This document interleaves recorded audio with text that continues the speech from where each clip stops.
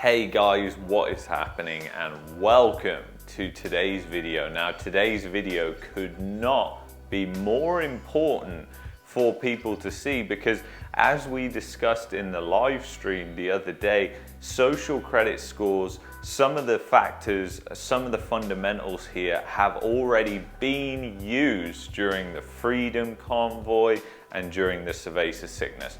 So anyway guys, we're going to get into this. Please like the video, please subscribe to the channel if you haven't already done so. And without further ado guys, let's do this, let's go!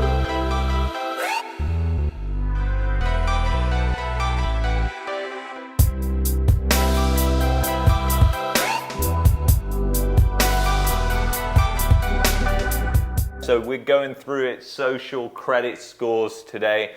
So first of all, I want to talk you through this. So it goes from 0 to 1,000, like sort of your normal credit score thing. And to be honest, let's think about that, because when that came in, probably a lot of people were like, why do we need this credit scoring system? And how's that going to affect people? Is it going to be the poorest members of society that are affected the most, or is it going to be the richest? So let's talk about it. So basically down the bottom here, you've got the bad people. They're the litterers, they're the protesters, they're the people who default on debts, even though not through fault of their own. And then the okay citizens, they're in the middle. Alcohol and tobacco goes against those citizens. Their bank records are being extracted and thrown into the data harvest, which is down here, which we'll get into later. And then, of course, your favorite, the global elite, are at the bottom here, and they have the best carbon scores. They're the enforcers, and they also get the discounts, ironically, on the products, even though they are the richest members of society. Sounds like a really fair system, doesn't it? So, funny thing I want to note here is China is already doing this. So this is not tinfoil hat, this is seriously happening.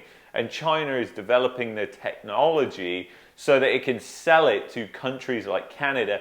And Canada has been definitely testing some of the things that are at play with social credit scores. One other thing to note is the World Economic Forum, the Digital ID, the social credit score, is one of their fundamental things. It's part of their Great Reset theory and agenda. Klaus Schwab, he will be part of the elite. He'll be getting his discounts. He'll have the best carbon scores, everything like that. So how does this system function? Well, let's get into that now. But let's not forget about the people who don't even appear on this, the blacklisted. The blacklisters are your Freedom Convoy protesters.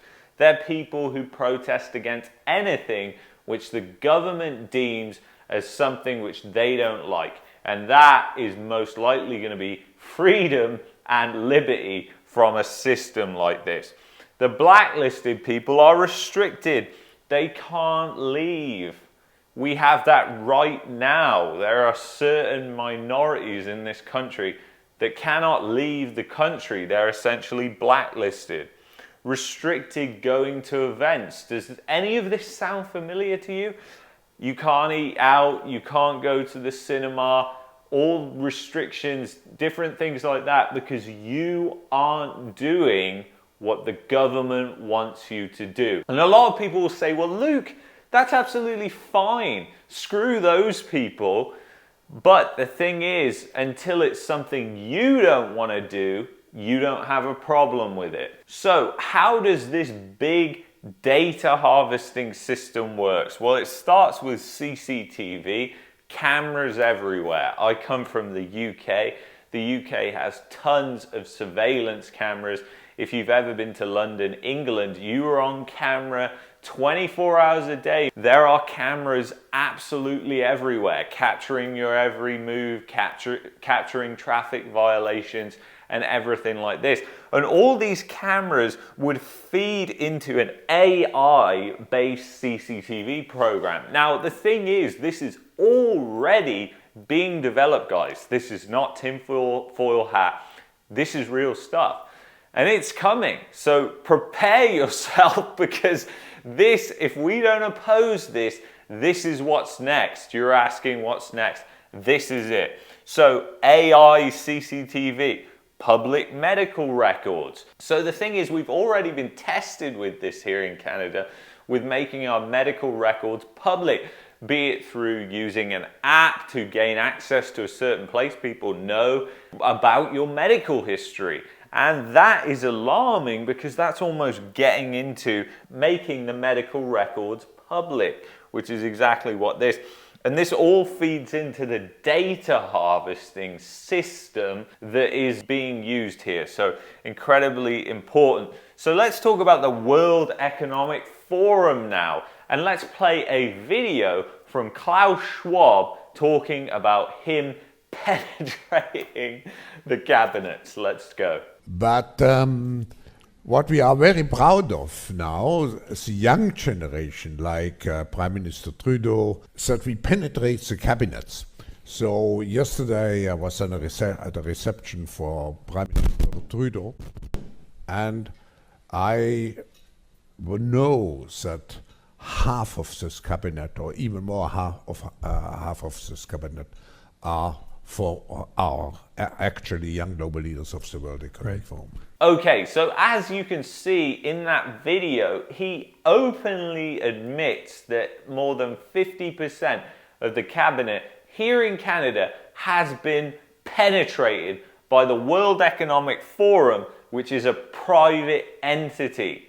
So it's very, very strange. We know for a fact that Chrystia Freeland is a big component of the World Economic Forum. She's actually a trustee of the World Economic Forum, which should worry you. How are these people in massive positions of power in our country with this huge conflict of interest?